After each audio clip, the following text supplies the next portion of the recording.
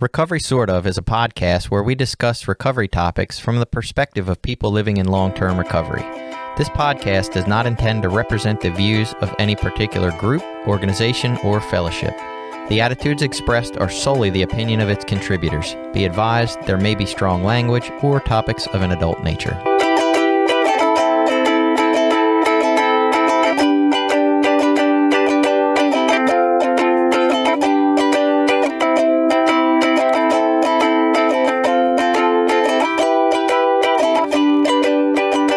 Welcome back. It's Recovery Sort Of. I'm Jason. I'm a guy in long-term recovery. And I'm Billy. I'm a person in long-term recovery. And today we're here with Stephanie. Welcome, Stephanie. Hi.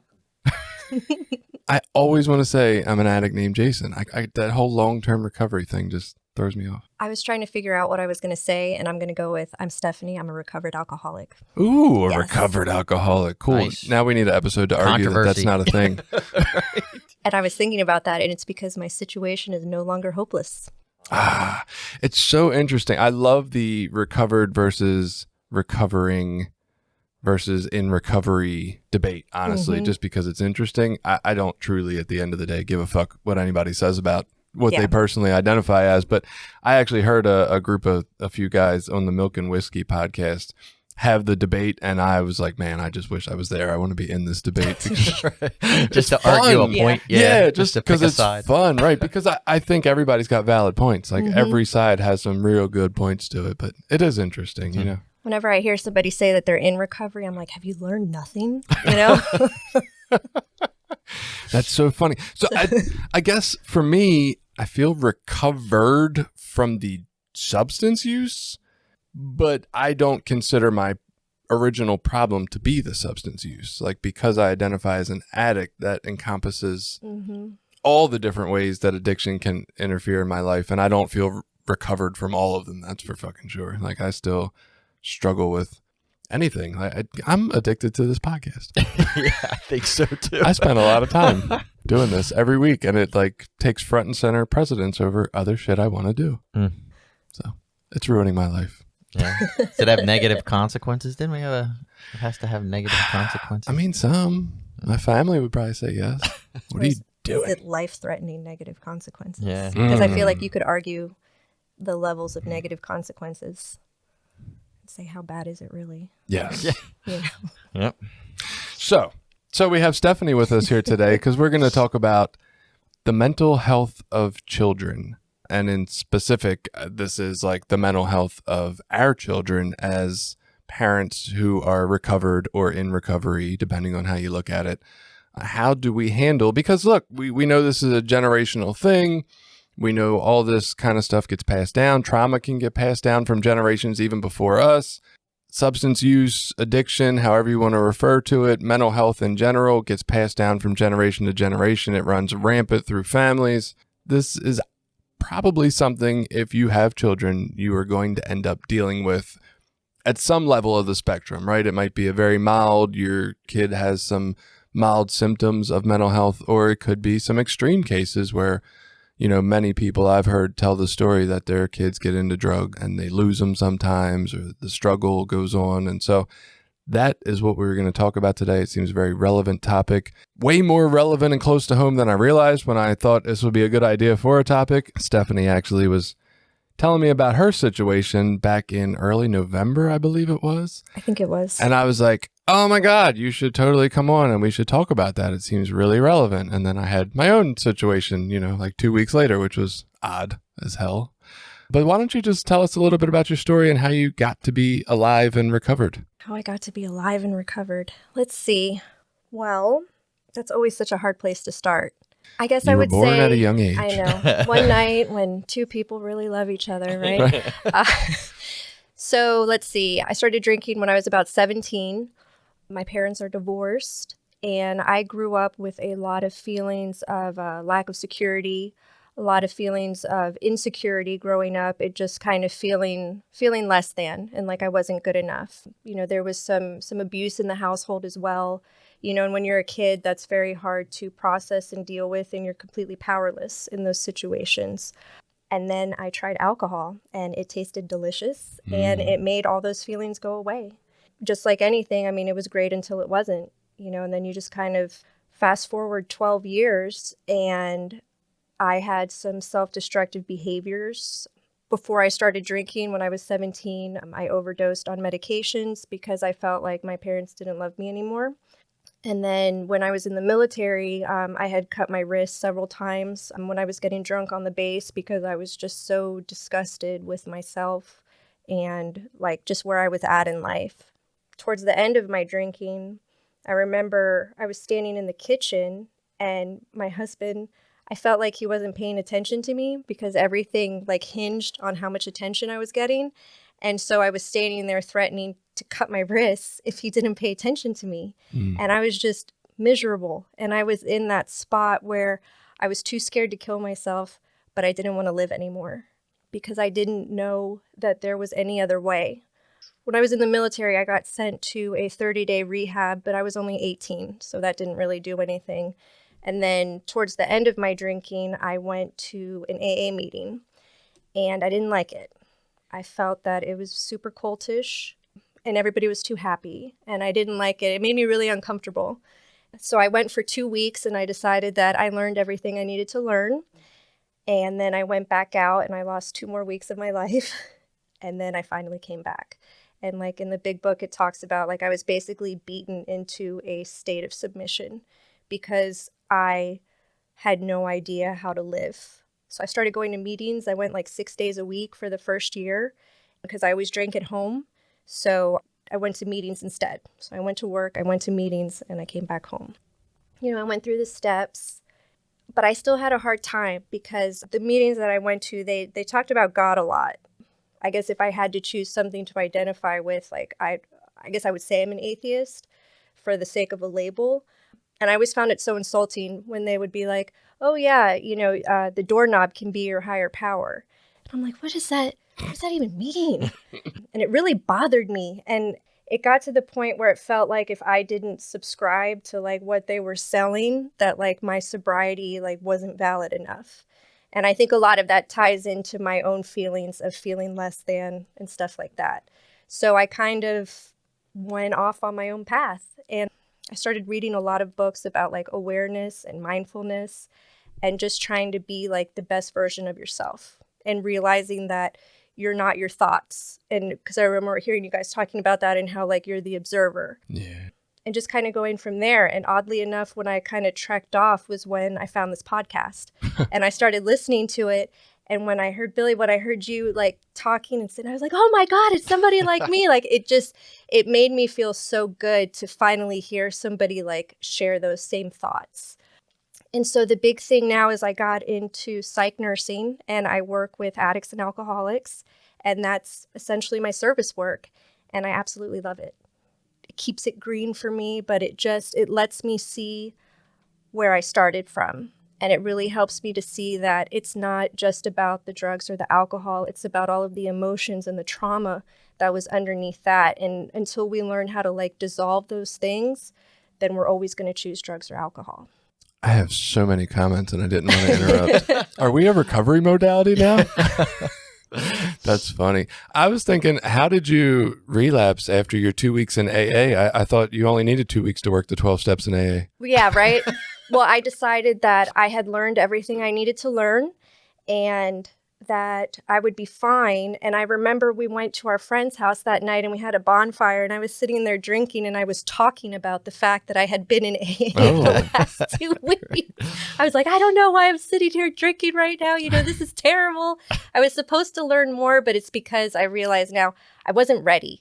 I wasn't ready to deal with my stuff, and even now, like, I celebrated 3 years in September. Woohoo. And I went back to therapy, because I'm not as far along in my emotional sobriety as I wanted to be. So like we're dealing with traumas from the past, dealing with how to deal with my kids because I lack compassion. And my husband will be the first one to tell you that, So it's a big one and I'm learning a lot. I got back on medicine again, which has been really helpful. Right. So yeah, my brain just kind of like leveled back out again. And what alcohol did you drink that tasted good? I was like, what was you drinking? Wine coolers? No, nothing so tacky. I drank wine coolers. I had whiskey and Coke. Oh. rum and Coke, Ugh. whatever got me drunker faster, because Yeah. the whole point was just to disappear. So whatever would get me there faster was what I did. My father was a rum and Coke drinker, and for my very short bar drinking stint, which was extremely short because I was a mess, but it was rum and Coke, but I never ever thought alcohol tasted good. Not once. Oh, see, I loved it. I love Really? drinking. Oh, yeah. Oh, Yeah. that's disgusting. Wrong with you people. So we're glad to have you here. I'm glad for people like you that inform me that 12 steps isn't the only way to go. I'm thrilled with this podcast just to be able to do it because it's fun for me, but it's also been so informative of how much else there is out there, right? How small my worldview was. I remember being exposed just to the idea that NA, like I came in, sponsor, hardcore, all that great stuff, and it was like, yeah, one program, one disease, one fellowship, like one solution for everything in your life, and then it was like, through therapy and being exposed to like, if one 12-step fellowship's good, how come 5 isn't better, right? And I was like, okay, let's try that theory for a while, and I love that. And now just being exposed to the world beyond 12 steps at all, like that's not the only way to recover or be recovered, or I need all that, right? And I don't tell you frequently enough. Generally, everyone who comments that what you said was good.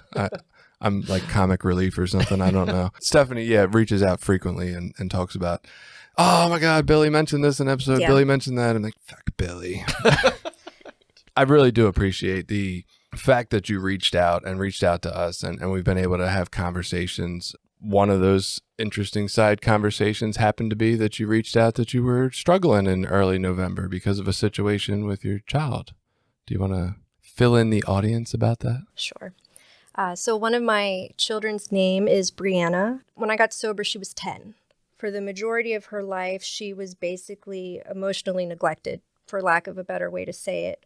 Because as soon as I would come home, I would start drinking right away, and I would send her away from me, and I would have her use electronics or whatever it is I needed to do to just get her away from me so that I didn't have to deal with being a mom. There's been several times over the years where she told me where I've said some not very nice things to her, but because I'm a blackout drinker, I don't remember. But it emotionally stunted her tremendously. And her older sister took care of her. She, cooked for her, made sure she got her showers. Like, she pretty much did the whole thing. So Bree didn't have that support, which oddly enough was something that I didn't have as a kid either. And it's like those cycles, how they continue. So after I got sober, I was looking at my kid and I'm like, man, she's kind of goofy. Like, I couldn't figure out exactly what it was, but I noticed that in social situations, like, she very rarely makes eye contact. She's very isolative to herself. She has a super flat affect when she talks. She uses the wrong tenses for words. And so I'm like, man, what is going on with my kid? And so first I thought that maybe she was on the spectrum. I thought it was just like a social thing. And I took her to go get tested. And it was hard because they kept asking all these questions about when she was a kid. And I was like, I was drunk. And they kept saying, what were her milestones? And I have no idea. Right. So they ended up diagnosing her with anxiety, which I said, okay, that's fair. We went back home and just kind of everything was fine for a while. And then she just started declining. Like, she got very isolative to herself. She was having trouble in school. She has a little bit of like an obsessive personality. So she was kind of overwhelming her friends. And then they didn't want to be friends with her anymore. So then she started going online and saying that she wanted to kill herself. Her life was over. It had no meaning. She should just die. She's a disappointment to her parents because she's always messing up. So we found all of those things online, which she had been sneaking online to do this too, and we had no idea. So we tried to talk to her, and as a psych nurse, I'm trying to get her to like contract for safety and stuff like that, and she wouldn't do it. And she kept saying, I'm going to like stab a knife through my chest. And then I saw the marks on her arms where she will bite her skin, and then so she'll open it and then she'll dig in with her fingers and then she'll dig it out. I found a pair of scissors in her drawer, and it was like everything just like came crashing down, and I got really, really scared. So initially we took her to my job because I was like, oh, well, if she has to be institutionalized, I can totally check on her and it'll be fine, Right. And they said it was a conflict of interest, which I guess is fair. So What? I know. So the next day we took her to a different place and they admitted her. And that was probably the hardest thing that we've ever done. And being at home without her, it was like she was dead. Not having her, because we're a family of 5. And, she would call and she would be crying at night. And she was paranoid too, because she had a lot of racing thoughts. And she would say, people are talking about me. I know what they're thinking. And she couldn't stop. And she had like rapid speech. It was very hard to hear her like that and not be able to be there for her. And then she got assessed by the doctor, because when we admitted her, I was like, I think she needs to be on an antipsychotic, because I thought that it was maybe a little bit more than just like depression or anxiety. He called and he was like, yeah, I just met your daughter. And so I was like, well, what'd you think? And he's like, she's different. And it felt so good to be validated by somebody. And he suggested an antipsychotic, which made me really happy. And then they started her on it and her brain started slowing down and she got calmer. She got discharged. She did outpatient therapy where they're supposed to learn coping skills, but we know coping skills, that's a lifelong thing. And so often, especially at work too, I'll hear kids say, yoga, meditation. I'm like, you don't even know what that is. They're like deep breathing. And I'm like, Right. what kind of deep breathing? So we're trying to focus on like personalized things for her. And then just over this last week, she's just declined again. And it's so hard to watch. Like she's been self-harming almost all week. And part of it is she's supposed to come and talk to us first. I had a patient at work tell me that if you take a red pen and mark up your arms, you have the pressure from the pen and the red is like blood, and that's relieving. So Bree does that. So now she has all these marks on her arms, but if her skin will just heal, I figure that's a good thing. Right. She has a lot of false beliefs too. Like she thinks that we're out to get her, that we don't love her. Her latest one was that she was going to run away and join a foster family. She tells us that she hates us and that nobody really cares and that we don't really spend time with her. And she tends to backslide to 3 years ago and she'll get stuck in that narrative of how things used to be. And she has a really hard time separating like the past and right now. So that's a big thing that we're working on. Yeah, that's a lot. Sorry, I just kept going, but I was just trying to catch up. We've been watching her very carefully. I guess it's kind of selfish. I got a $6,000 bill from the institution she just came from. And in my head, I'm like, oh my God, if she has to go back again, I am never going to get out of debt. And I don't even know if they're going to take her because I haven't even made any payments yet. Right. And it's stressful. And then with the online schooling, it's a joke. Because when she gets upset, that's like an hour and a half. And then she sleeps for 2 hours afterwards because she's emotionally exhausted. And it's just this whole thing. I feel like this year should be a gap year.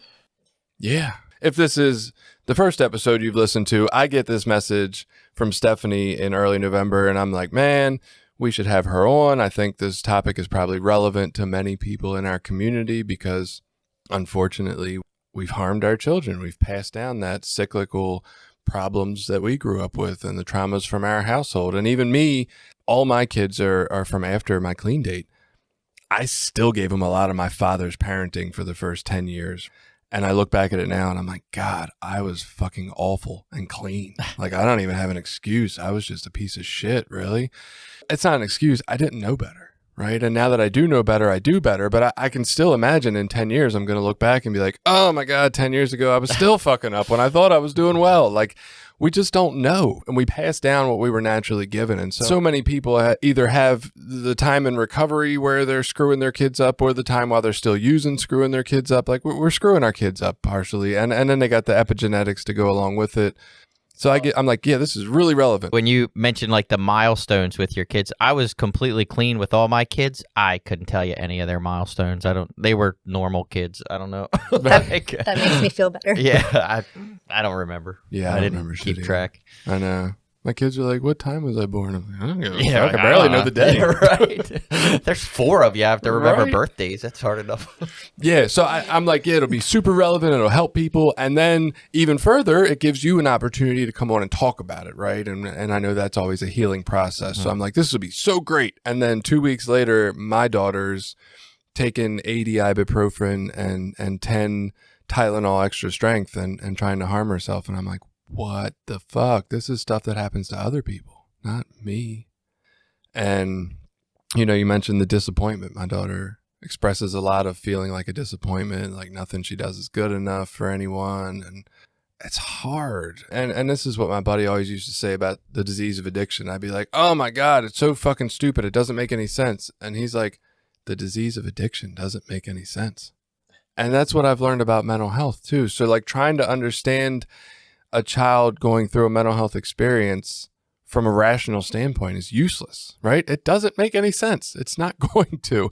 It doesn't matter that I show her that I love her and that I try to spend time with her and that I say nice things when she does good things and all that. Like none of that matters. She feels how she feels, and that's her interpretation of the world right now. And what do you do with that? We had to have my daughter. And honestly, we didn't have to. I would have chosen against having her committed. I look in hindsight and say it's probably a good thing. Kept her safe for a week, kept her able to be stable and monitored while her medicine continued to take effect. But at the time, I was against it. I was like, we don't fucking need that. But because we went to the emergency room, we didn't get an option. They told me if I said no, they were going to do it anyway with a whole lot more complications. Involuntary. Yeah. Yep. That was its own issue. And, you know, I've complained about the emergency room staff because I don't like the way they helped people in crisis. But I do think ultimately that was probably the right thing. But it was still hard, especially, I mean, the place was goddamn 2 hours away. So it might have been for the best that we couldn't visit because of COVID. But not visiting because of COVID felt shitty. It was like, man, she's never been away from us like this. She's never been away from her sister at all. She's a twin. She's never been away from her sister for more than, 5 minutes, much less 7 fucking days. And now we can only call. We can't even visit. And then we went to pick her up and I was like, thank God we couldn't visit. That's a long ass drive. It's like 4 hours round trip. But yeah, the insurance costs, like there's so many added stressors to this for the parent. So much you're trying not to put on the kid, even though you're stressed about it. It's like, well, what do we do with this? Where do we start? How do we help? This has probably been my biggest realization of powerlessness yet in my life. Yeah, I'm powerless over drugs. Yeah, I'm powerless over girls cheating on me. Yeah, I'm powerless over all these other things that I've run into, but powerless over if my child is going to be alive tomorrow. Now, obviously, we're all powerless over that. There's car accidents, there's falling down the steps wrong, but facing that, because that's something I think we often ignore, facing that today, knowing that I don't know what's coming when I wake up tomorrow, next week, 3 years from now, that's as powerless as I've ever fucking been. And especially when they self-harm and you start looking around, everything becomes a weapon. Yeah. And that was something, when I looked through her bed, she had ripped off the top of the hangers so that there was that curved part with the point. And I'm just like, man, and everything's a weapon. So then you're like, are you supposed to put her in a bubble? Right. Am I supposed to box up the whole house? And Right. it's hard. And even too, like, since you said that you have other kids, like the way that it affects the other kids in the house is huge, because they're like, man, what's wrong with my sister? And I have a 5-year-old and her name is Evie, and she is so worried that Brianna is going to hurt herself again and have to go back to the hospital. So she's a 5-year-old running around with anxiety now. And her anxiety is that she tries really hard to get everybody to have fun and to stay focused and to be happy and say everything's fine. And she just jumps around because she's petrified of what could happen to her sister. And that's really hard to see too. Yeah, I know for me, I have a 11-year-old boy, 6-year-old boy, and I was like, they're not going to give a fuck that she's not here. They don't talk to her when she is. And then they both cried while she was away. And I'm like, huh, who knew? Like, I guess we take for granted looking from the outside, like, oh, you don't really talk to each other. You don't really hang out. You're different ages, but you still just get used to people being around. And there's like a connection and a safety and a comfort that they're just in the house with you. They don't have to be talking to you or in the room. Yeah, it was like a traumatic experience when we had to pack up her stuff. And I'm sure you can relate, like, in taking her out of the house, and she tried to put on like a brave face and act like she was excited and everything was going to be fun. I almost felt like she was kind of hypomanic at that time.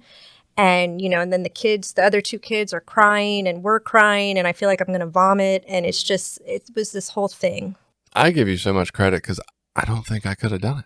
She was at the emergency room already. I took her there, but her leaving from there and them facilitating that process was way better for my life. Like, I don't know if I could have, in my house, made that call and taken that drive and forced it to happen like that. That seems really, really tough. I agree. And I think, too, like, if you have things from your past that kind of relate to it, like it brought up a lot of the feelings when I had overdosed and how I had felt like in my home. Mm-hmm. And again, that powerlessness and realizing that you can't keep your kids safe. And like for the selfish part of me, which of course is always there, I'm like, well, what about me? What about how this is affecting me as a mom? Like I'm trying my best. Like, why can't she just be happy? Why can't she just be healthy? I provide for her. I love her. I hug her now. I'm present. Like, why can't that be enough? And back to why am I not enough? Yeah. And it caught, my therapist brings it up all the time. She's like, and what does that remind you of? And it's always the same thing of those feelings of inadequacy. And it's interesting to see how much they show up, like once you become aware of it. Yeah, we have that trauma response. It takes us right back to our childhood and takes other people back to their life. And wow. And I think, too, it really shows like in the rooms, we called it our isms, and how like you have these certain traits and behaviors that you display before you ever pick up or use. Mm-hmm. And watching it in my daughter, it's shocking. And I just keep thinking to myself, like, oh, my God, if she starts drinking or using, like, I don't know what's going to happen because she self-harms for that quick fix. And I'm like, man, when she finds out that there's another quick fix out there, I don't know what we're going to do. And of course, because I'm going to think, 18 years in the future, because that's what I do instead of just being right here. But it's scary to see all of those isms, because we learn too, until you learn to love yourself and care about yourself, like you were saying, it doesn't matter how much positive feedback we give her. Right. It's almost like a shield. It just like bounces off of her, except for the negative feedback, which of course goes right in through all of the cracks, and they absorb all of that. So there's a cognitive behavioral drawing that they like to use. It looks like Pac-Man basically. And that's your core belief system. And so if your core belief is you don't like yourself, that's in the center of the Pac-Man, and basically anything filters through that, right? So anything that's negative and reinforces that worldview comes in through the Pac-Man's open mouth, and everything else is around the other sides of the Pac-Man where it just bounces off.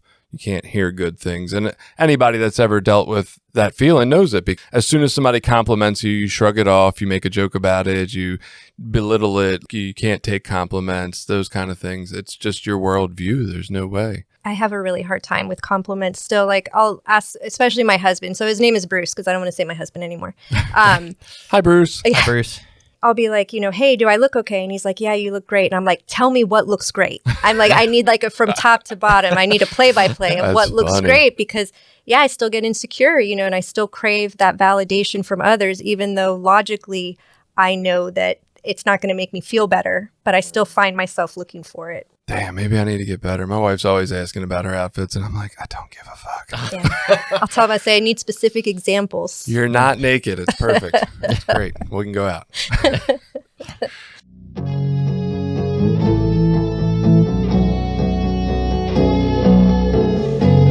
This episode has been brought to you by Voices of Hope, Inc., a nonprofit, grassroots recovery community organization located in Maryland. Voices of Hope is made up of people in recovery, family members, and allies. Together, members strive to protect the dignity and respect of those that use drugs and those in recovery by advocating for treatment, support resources, and mentoring. Please visit us at www.voicesofhopececilmd.org and consider donating to our cause.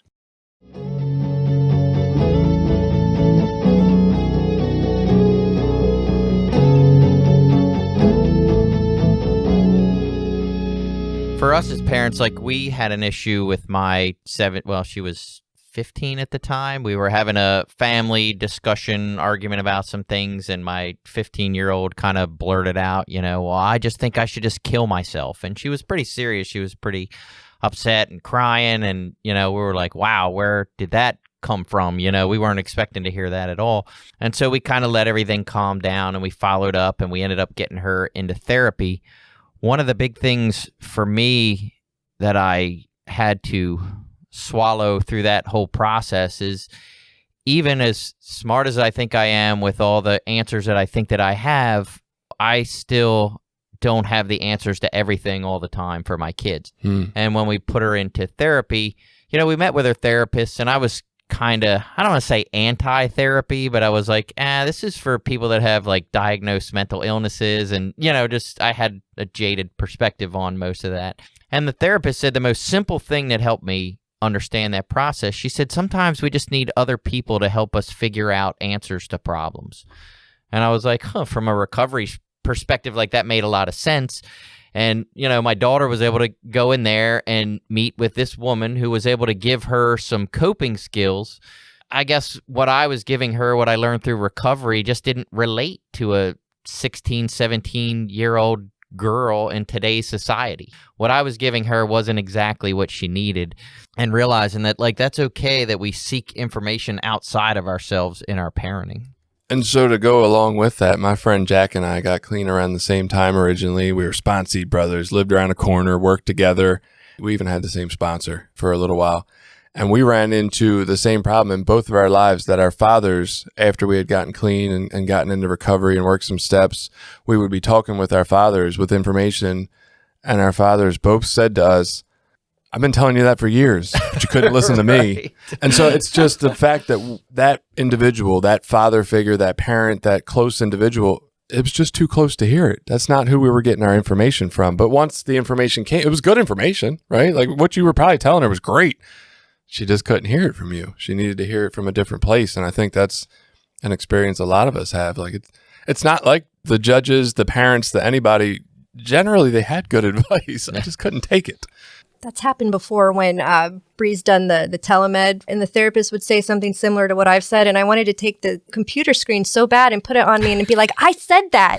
I've been saying that.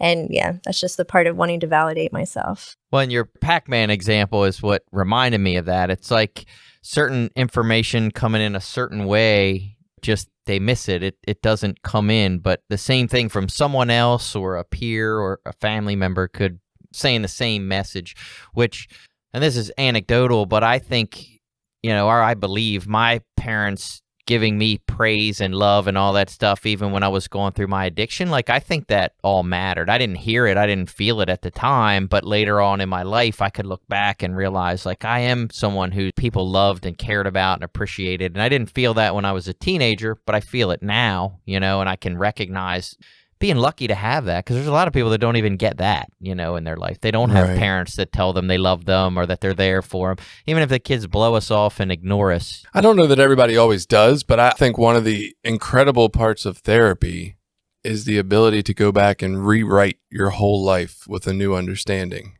So you can come into therapy at 60 years old and feel like you have all these regrets and you missed all these opportunities. And yet when you change that core central belief, it not only changes your life moving forward, but it changes the way you view your past. Like you said, you can go back and see, oh shit, they did say nice things about me. They did love me. My childhood was good, right? We can alter the perception of our whole life and go from somebody who lives with regrets and miserable experiences, and because of our new understanding of how we believe the world works, whatever that may be for any individual, we can go back and say, no, that happened for a reason, because I needed that experience to do this, or this is what pushed me here. And it all makes sense. And I just think that's incredible. We can change our whole life past tense. That's been a really big part for me with staying sober, was being able to look at the past, with a different perspective. And although I get funny. And it's the same thing about how things have to be phrased a certain way to penetrate us. But I don't like it when people say things happen for a reason. But then I think it was the second Matrix movie when Morpheus, when he's like, things happen the way they happen because it couldn't have happened any other way. And I'm like, okay, great. And it's basically the same thing. Right. But that was very freeing for me because I stopped being so fixated on the past and kept thinking that if this would have been different, I could have been a better person, because that's so like debilitating to think like that. Instead to just say, this is how it happened because everything that led up to that point is like how it culminated, and that it's the way that it was, and that's okay. So that was a big one. I live in the past tense with that. I'm like, that happened exactly how it was supposed to happen. And people are like, well, how do you know that? I'm like, because that's how it happened. Yeah. If And it was supposed to be different, it would have been. it would have been. It's tricky when you're in the moment, though, when you're in the tough situation, to accept that. It's easy to say, and it's easy to appreciate later down the line once you've kind of, acknowledged the feelings and processed them. But yeah, when you're in the moment and somebody says that, you're like, shut the fuck up. And it's just little stuff, like instead of saying, like I read this on Facebook all the time where it says like, instead of saying, why is this happening to me? What can I learn from this? Or how can I, like, what am I able to manipulate, of course, in a healthy manner that will benefit me from this, instead of saying, oh God, this is so horrible. And because I know for me, like I love to be a victim. That's a big part of, that's definitely one of my isms. Right. And so like with everything that happened with Bree, like that was such a great, I was like, oh, this is so terrible that this is happening to me.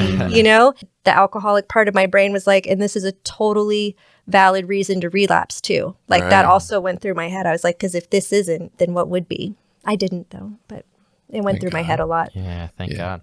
What do they say? You could have 99 problems and using to make 100. Yeah. Like, it's not going to fix the 99. Things with my kids, that was the only issue that ever really triggered me to want to use, like really badly, was my daughter was sexually abused by her grandfather, which is part of probably her problems later in life. But when that happened, I really wanted to use, not because I thought it would fix anything. I just didn't want to feel the way that I felt right then. And I thought, I don't give a fuck what all the consequences are. I don't want to feel this way. I don't want to deal with this. And I know that I could go get high and I wouldn't have to feel this. And whatever problems come along, I didn't really care. Right. The fuck it button is it's brutal when it comes into your head. And it's interesting, like with mental health, because it's such a mirror. And I'll see that in my daughter. Like when she does wrong and she could have done better, like you would think that the first thing you would do is accept responsibility for your behavior, right? But instead, man, she just keeps digging and she'll go and go and go. And then she got in trouble like 2 days before Christmas and she's like, fine, just don't even give me any of my Christmas presents. For like, what? And like, you just go so far with things because you can't regulate your emotions. Yeah, from 100 feeling happy to negative 100, I'm completely shut off from the world and want nothing from it.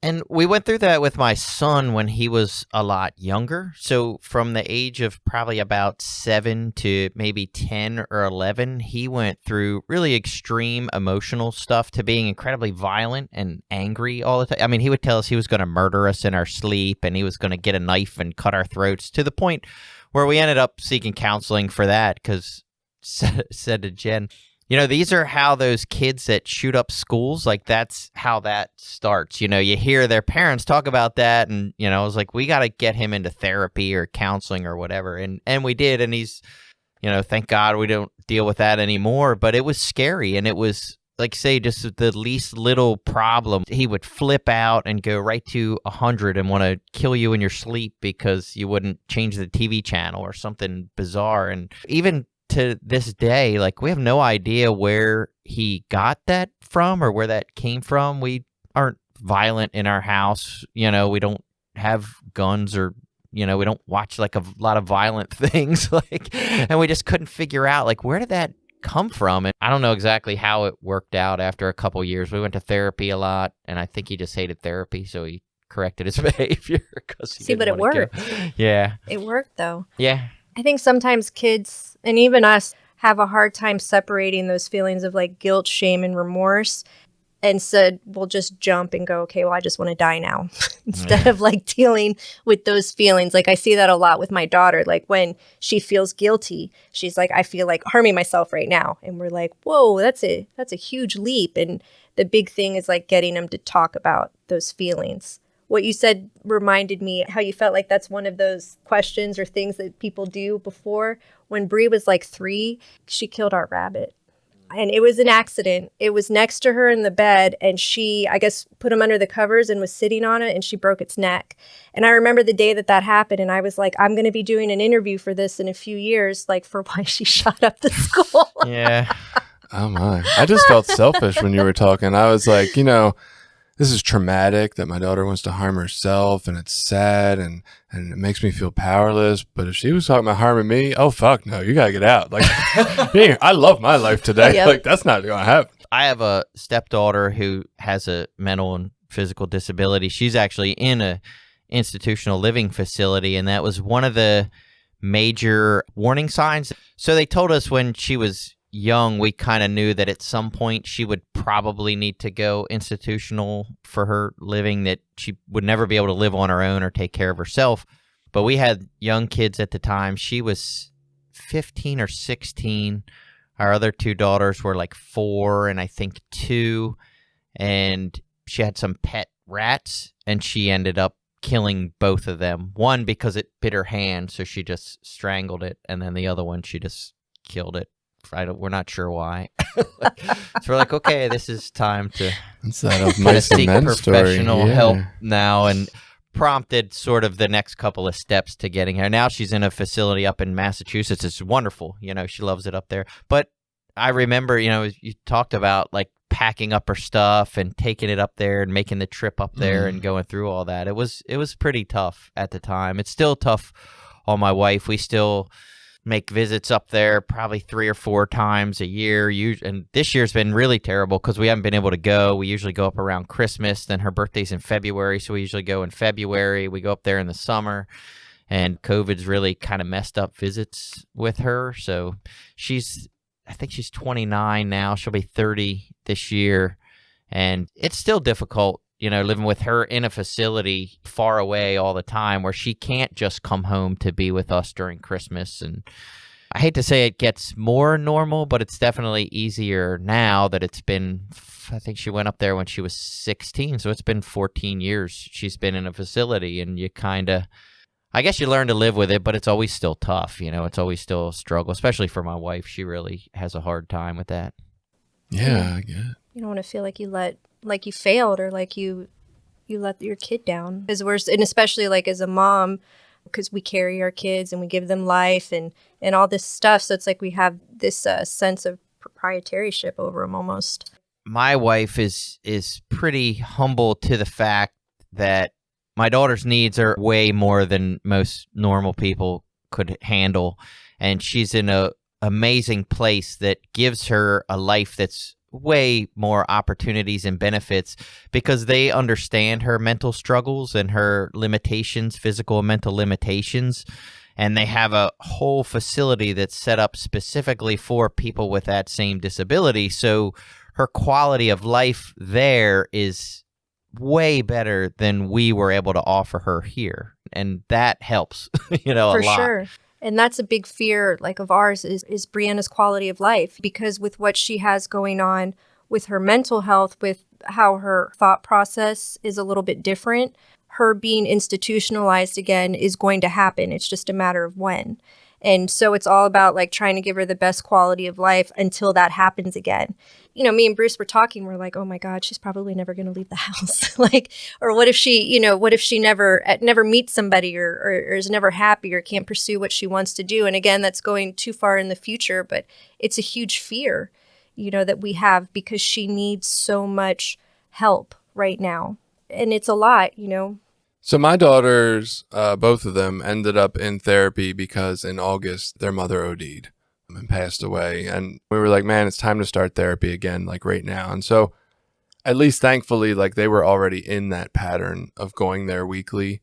Even after she came home from the facility, we found some more self-harm evidence and had to bring that up. And so now she's seeing her therapist twice a week for the moment. It seems to have passed for the moment, but like you said, yours just came back in the last week. And I'm like, that's how it feels dealing with this, is like, when is it going to come back? When is it going to raise its ugly head again? It doesn't really feel like, oh, whew, thank God we dealt with that one. Now we can move on. It's like addiction. It's like, what the fuck do you even do? Like, I've already got her in therapy every week. She still did this while she was in therapy every week. She's contracted not to hurt herself before she did it, and that didn't help a goddamn thing. She's contracted to wait 15 minutes before she self-harms, and she doesn't. She's contracted to use ice cubes, like the ice cube trick, right? But she won't. And it's like, what can we do that's anymore? What do we do? Just take them to a facility and be like, here, they're your problem. Keep them till they're fixed. Like, And there are parents that do that. there are, but those facilities that are operating under government funding they're not where you want to be. Is she honest with her therapist? She's getting more honest. I think more of her problem isn't her lack of ability to be honest. It's her lack of being in touch with her honesty.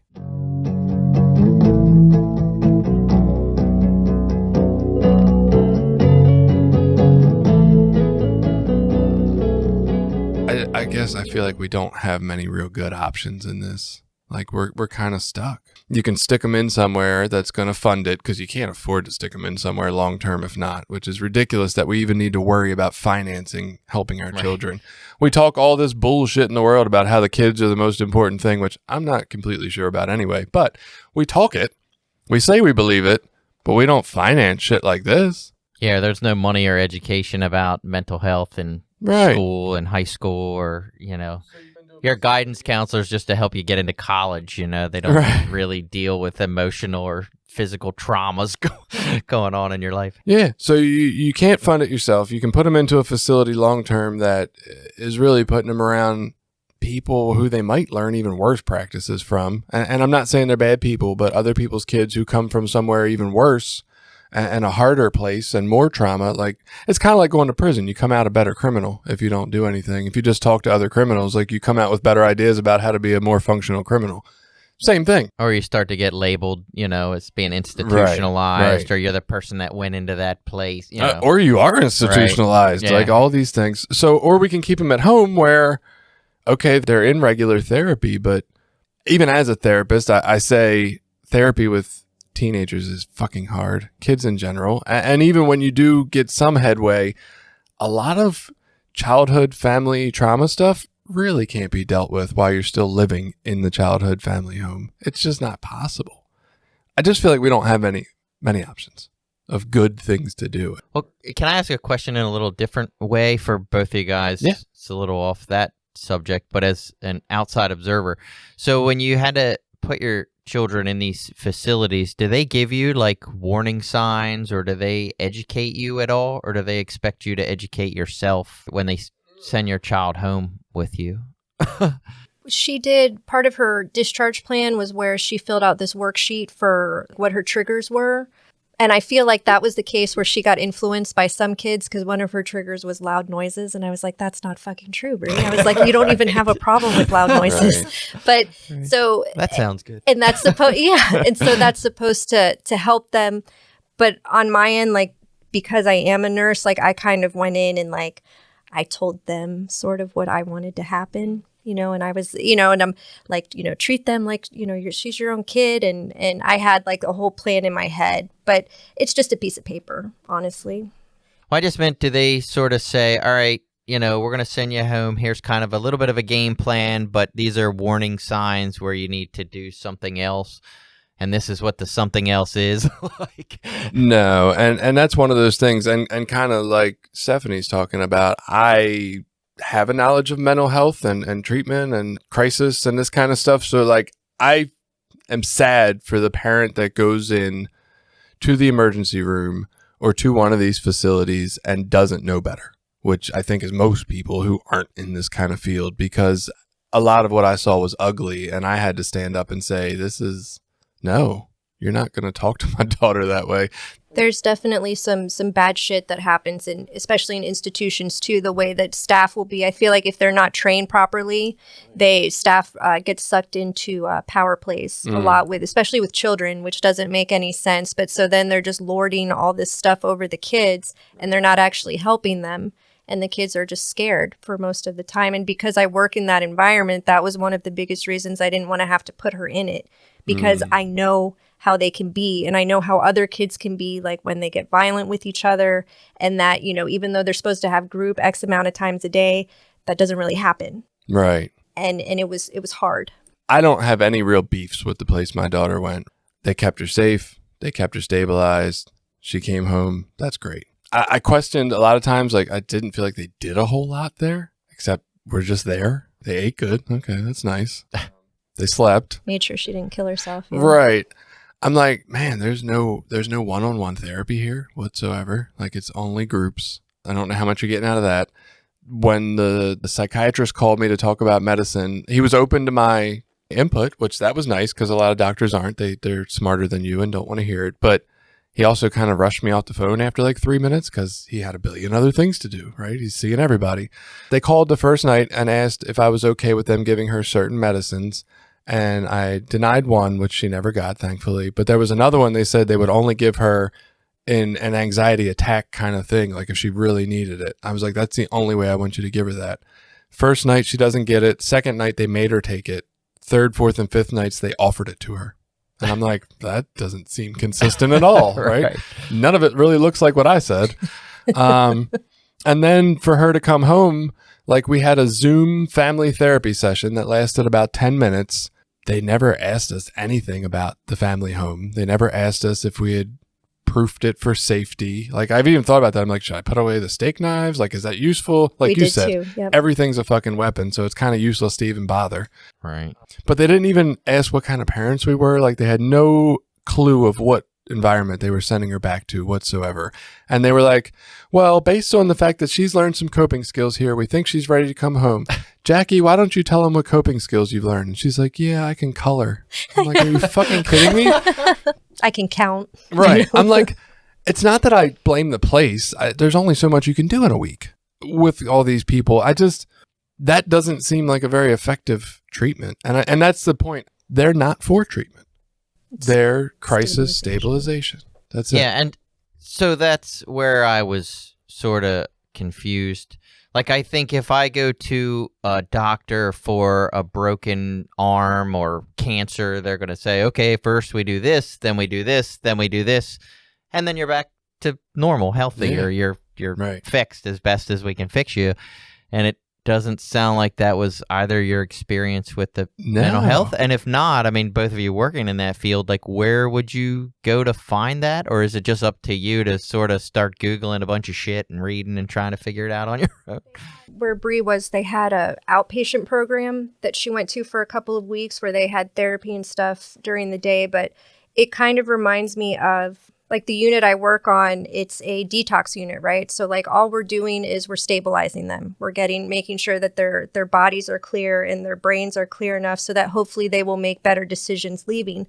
And a lot of times they'll be like, nobody talks to us about recovery here. And it's like, well, you're not even in the state of mind to be able to hear about it. And I feel like with this, it's kind of the same thing, and that's the part where it's up to us to, like, make sure that they go to therapy regularly and stuff like that. But it sucks that that's the only thing I can think of.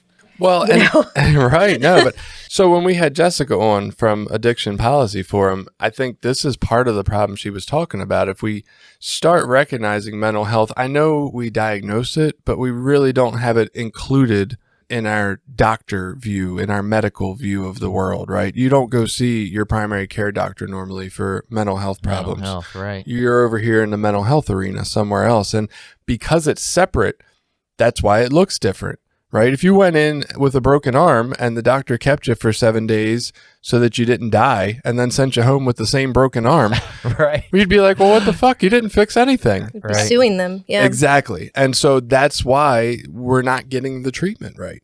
And there are two different models. The doctor's model is to fix the situation, and the mental health, drug addiction, substance use treatment model is like, follow up with your primary care provider. Yeah, something else. And so there are facilities where you can go for long-term treatment. I mean, Rockford has that. Shepherd Pratt has that down in Baltimore. They're just the local ones that I know of.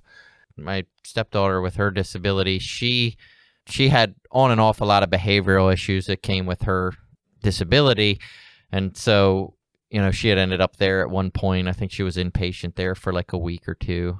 I remember we were at a lot of different places. That was pretty traumatic going through a couple years with her. But I remember that being, I mean, at least from her experience, like that was a pretty scary place for her because there was a lot of, so she wasn't severely mentally ill. She had some behavioral problems and she was in there with like severely mental ill people. And so she was totally freaked out by that experience. It's like a snake pit effect. Yeah. Yeah. She's like, why am I here? Like, this isn't, I'm not literally, like, I hate to use the word crazy person, but I'm not a crazy person, when you got me locked in this crazy facility. It was. Yeah. I mean, those facilities are generally for people who are experiencing the worst of the worst crisis. And it's like, that's where you go. There's nowhere else to go, unless you can do it on an outpatient basis, like Stephanie was saying, which is hopefully the way we can do it. We want to include the family in the treatment. We want to include the family environment and the safe, comfortable home in the treatment because that all helps. But unfortunately, sometimes the family is the worst thing for the person. I only dealt with a few kids in my internship doing therapy, thank God, because I am not a child therapist whatsoever. I don't have any desire to be. But dealing with the parents, it was like, well, no fucking wonder. Like, I get it. We say that all the time at work. Yeah. No questions asked here as to why. I wonder if the rest of the parents are like us, though. Like, I feel like I'm a great parent. Ooh. I think parents look at kids as property, their own. They should listen. They should do exactly what they're told, like a computer. Your fucking phone don't even open up the right app when you want it to all the time. Like, can you expect your kid to? Like, I think because it requires a level of patience and attention and I know for me that I just don't really afford my kids. Like, instead of nurturing, their differences and what makes them unique, it's mostly just sit, or I'm like, go read a book or go do something, and they'll be like, do you want to play a game with me? And I'm like, no. Right. Or like my 5-year-old will be like, let's role play. And I'm like, that is way too much effort and I just don't want to do it. I'm feeling fucking super dad right now. I played a board game with my kids last night. I'm like, yep, I do that stuff. Yeah. Cross it off the list. Haven't done it in months, but yeah, I do that. Did it last night. Yeah, I would say the same reason children are traumatized and it's a messed up situation is the same reason the divorce rate's so high. Things take work, and work sounds fucking awful to most of us. Well, and it's hard, and like, as you mentioned with children, like they're all different. My kids, I have 4, they're all completely different individuals. Like, their needs are different, their wants are different, their amount of attention and demand and they're just completely different people. My middle child, my 16-year-old, she's the most independent kid ever. She does most everything for herself. She doesn't really ask us to do a lot other than finance her endeavors, like she just needs money. But when it was time for her to do driver's ed, she went out and found her own driver's ed classes and signed up and then just asked us for the money, and she keeps track of her schedule. Whereas my older daughter's, she's getting better now. She's 18 and she's learning to take some responsibility, but she was not that way. And then my son's very emotional, like completely different from his sisters in that he's incredibly emotional. They're just way different. And it's like, at what point do you start to teach your kids to like take responsibility for their behaviors and for their actions, and to sit down and just tell them, like, you're being really fucking unreasonable right now. And let's discuss why. And I think that would help a lot, like, especially with addiction and mental health. Like, if we have these kids and they're having these issues and they go to these places, like, that's almost a way of like bringing the bottom up, and you're like way in front of it, but we just don't have enough resources. That's a big one. I feel like if I won the lottery, I would definitely do something about that. Because that's you hear that, God? If you don't put it out there, if you don't put it out there, you won't get it. Do you play the lottery? Because I always want to win, and I don't even get a ticket. Yeah, I'm like, I should win. Why don't I ever win the lottery? God damn it! Buy a ticket. That would help. We are getting a little low on time, so let's just check into some of these things that the experts say. Talking about some signs that your child could be experiencing a mental health crisis: rapid mood swings, extreme energy or lack of energy, sleeping all the time, unable to sleep, severe agitation, pacing, talking very rapidly or nonstop, not 6-year-olds because they do that anyway, confused thinking, irrational thoughts, thinking everyone's out to get them, seeming to lose touch with reality, if they're experiencing hallucinations or delusions, making threats to others or themselves, isolating themselves from friends and family, not coming out of their room, not eating or eating all the time, rapid weight loss or gain. Right. Is your child alive? They're in a mental health crisis. Suicidal thoughts and statements such as, I want to die, or even possible vague statements such as, I don't want to be here anymore. And every last one of those is pretty much a natural childhood/teenage life daily thing. Like Right. So how do you tell when it's too bad, To right? tell the difference, yep. That information doesn't exist. It's like a gut feeling. It's like Or it gets to the point where they actually hurt themselves, and then you're like, oh, okay, you really meant that. yeah, and unfortunately that's when we realize it, right? Nothing my daughter did stood out as out of the norm, and we already had her in therapy. She did talk about the idea of not wanting to be here or wanting to hurt herself, and I'm like, well, she's talking about it. She's talked about it with a therapist. They've contracted. I feel like we're in a pretty safe place until 5 minutes after dinner, I'm being told she took all these pills. And I'm like, what the, how?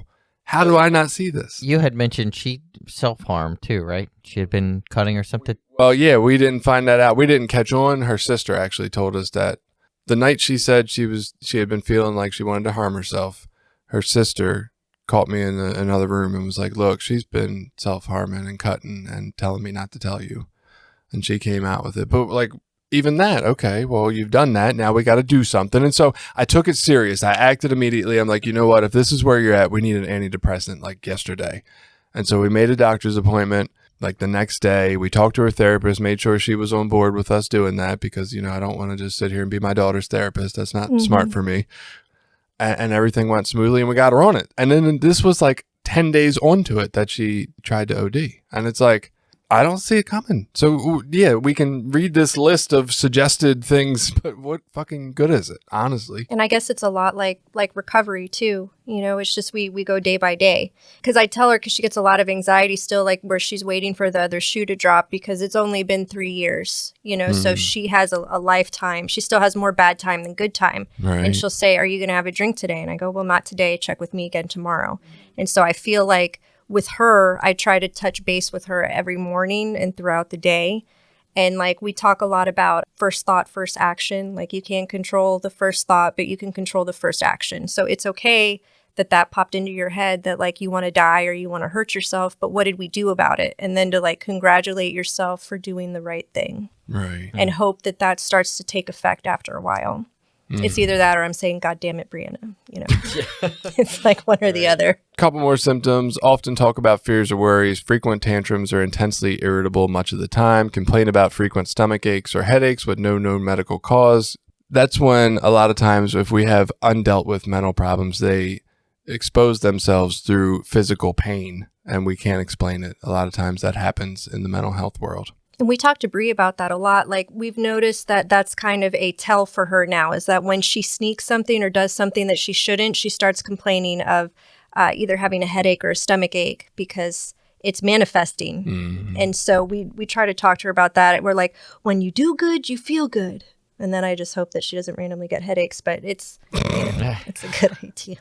And I don't know how, I never picked up on this before, but we've made fun of my daughter, jokingly and lovingly, of course, for being a grandma since she's been like 6 because I've never met a child that has more like aches and pains and, oh, my leg hurts, my hip hurts, my back hurts. It's something like every day. And I've always been fascinated. I'm like, I never felt pain when I was a kid. I didn't feel shit.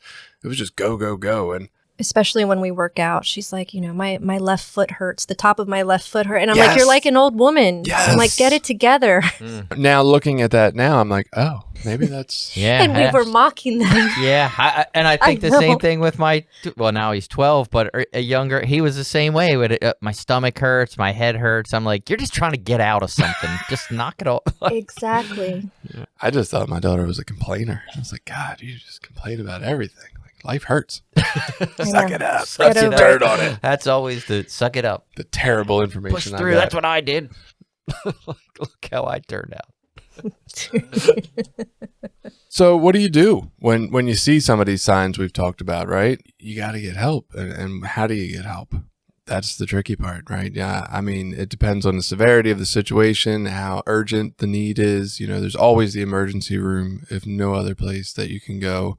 Obviously, as a guy who believes in therapy, I would always recommend having a therapist. That's when you're healthy or not healthy or in a bad spot or in a good spot. I think have a therapist because that's great for your life. It's always good to have extra eyes and ears helping you.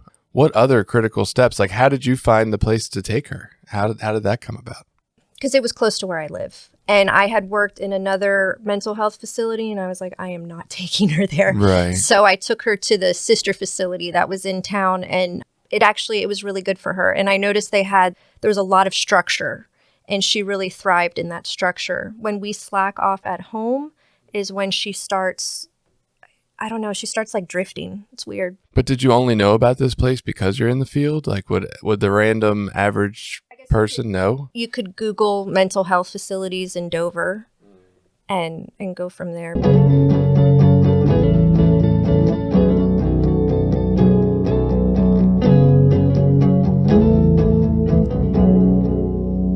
Yeah, I mean, you definitely wanna seek something, right? And I would say, I think from my standpoint, and I pose this to you, I would say it never hurts to seek too soon, right? Like we talked about, these behaviors look like normal kid behaviors, and it's hard to tell the difference between when they're having a mental health crisis. But I would say err on the safe side. Like, I mean, no harm can come from. Yeah. But I guess too, you have to gauge, because like if you, like you were saying, if we have kids who self-harm, and if we took them and institutionalized them every day they self-harm, Bree would never be home. Right. So that's right. that's a tough one too. Well, I'm thinking more of like, I mean, if your kid sleeps 12 hours a day, don't run them to an inpatient week-long treatment facility, but you might want to call a therapist. Like you might want to talk to your kid.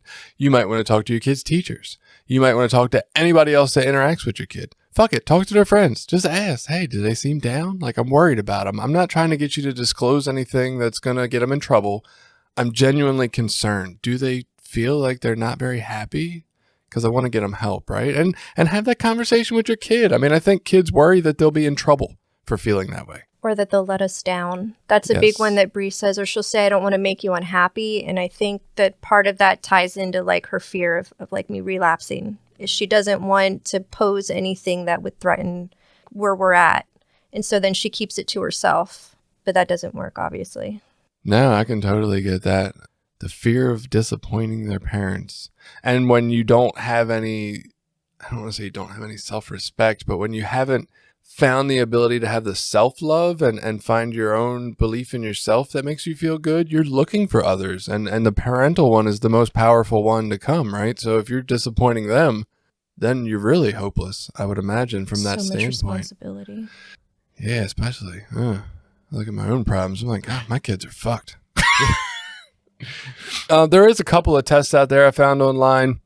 I might post a link to this one. It seemed relatively easy. I don't know how useful it is. It's a bunch of questions about whether your kid feels sad or unhappy, and then you answer never, sometimes, or often, and it gives you a score. And I guess that could help assess maybe if you're in a moment of trying to figure out, like, is this normal teenage behavior or is this mental health crisis? This could be another level of figuring that out. So that could be useful. And of course, always with the National Suicide Hotline, 800-273-8255, National Suicide Prevention Lifeline. Call it before you do anything crazy. And when I say crazy, I mean like end your life. Like that's, I don't know. There's no takebacks yet. Yeah. And then you know what? It might be the right solution for people. I'm not going to sit here and argue about what's right for any single individual, but yeah, there's no takebacks. You don't get the chance to decide afterwards that You were just kidding. Right.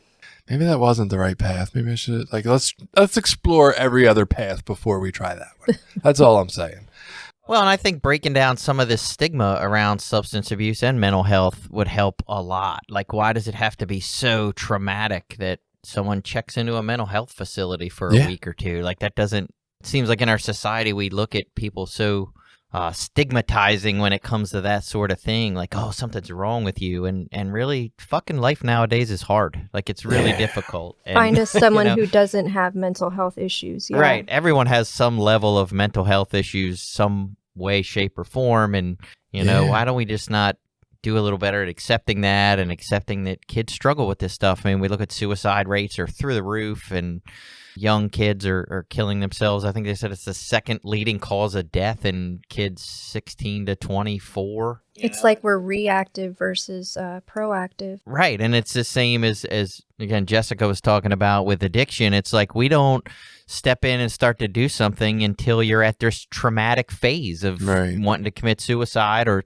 trying to commit suicide, and maybe a little more preemptive steps would help. That's a big one too, with you saying with like the stigmatizing, because sometimes Brianna will say like, are you mad at me because I have so many problems? And like an activity we did with her was pieces of me. And so we had her write down like different traits or thoughts that she has and explained how like they're all the same size and they all make up who she is, and that there's no bigger part than another's, to try to help her to understand that just because she has false beliefs or depression or anxiety or she hurts herself, that that's not what dominates. Like you don't have to be your diagnosis, just like in recovery, you know, I'll say, you know, that I'm a recovered alcoholic if it helps to get somebody to talk, but that doesn't define who I am, but it certainly helped. Right. Or maybe my struggles in my life, like just because they're not the same as yours, like I still have struggles in life. I still have issues. I still have problems. You know, we all have these different problems in different areas. Yeah. And I think it comes back a lot to the same work it takes to figure out what kind of parenting style your kid needs and what works best for them and what their needs are and what they react to and their love language and all that effort. That same effort is the same effort you need to put into questioning, is their mental health okay? Am I doing what I need to do by providing nutritious food and exercise and not letting them be on a screen for 26 hours a fucking day? And like, am I putting in the work? It's harder. It is harder to do these things, but at the same time, it's our kids. Yeah. If you can't motivate yourself to do it for that reason, then I guess, I don't know. And I'll admit, like, you know, when I'm talking to Bruce at night, you know, and it's just us, and sometimes I'm like, man, like, I don't like what's going on, or I just get so frustrated with my daughter. I'm like, and I don't like that version of her. Right. And that's hard to say and to admit that, you know, I almost feel like I want to tap out sometimes because it gets very overwhelming. Yeah.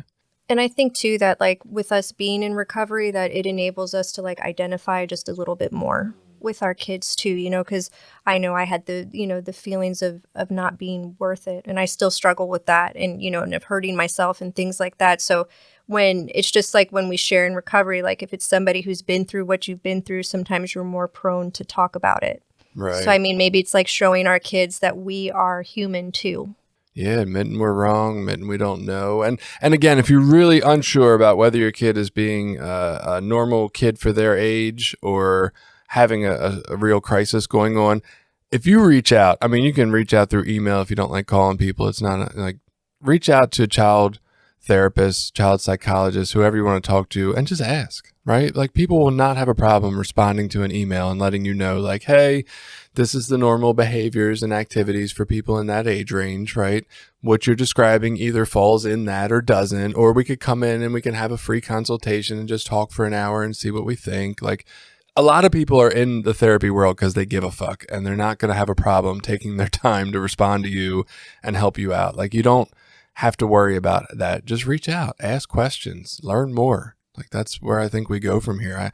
I don't know that there's any great solution, unfortunately. I wish we could come on here and be like, look, this is what you do, right. And it's all solved, right? But at least we can talk about it. And I think for parents, not only putting in the work to help our kids, but also finding whatever support groups we need and supports we need to keep going with this. Like you just mentioned, like it's a lot of fucking work. I don't want to do it all the time. I joined like a ton of mental health pages for parents on Facebook. That's awesome. And it's kind of bad, but sometimes I'll read stuff and I'm like, whoa, their kid is way worse than mine. And like, it comforts me a little bit. Sometimes we need that. So right? it helps though. Yeah, we do. We need supports. I mean, nobody can do this alone. I need a place to go talk about my fucking feelings of not wanting to do this shit anymore. I need a place to go to be able to say the ugly shit, right? I don't fucking feel like putting in the work to save my daughter's life today. It's getting on my nerves. Right. Nobody wants to hear that. I don't want to tell anybody about that, but it's true some days, right? And I need places to go talk about that so that people can say, you know what? I get it. You're not inhuman. I feel that way. This is hard. I don't know. Hopefully we've helped someone. I really appreciate you coming on, Stephanie. Yes, thank you very much for coming on, sharing your story. And that's it. You got anything else to wrap up? No? Yeah, same. Nothing. All right. We'll see you next week. Share this podcast with people in your life who might enjoy it. Check out recoverysortof.com to find our episodes and link up with us on Facebook, Twitter, and Instagram. We're always looking for new and interesting ideas for topics, sort of. If you have any ideas for episodes or think you have something to come on and talk about, reach out to us.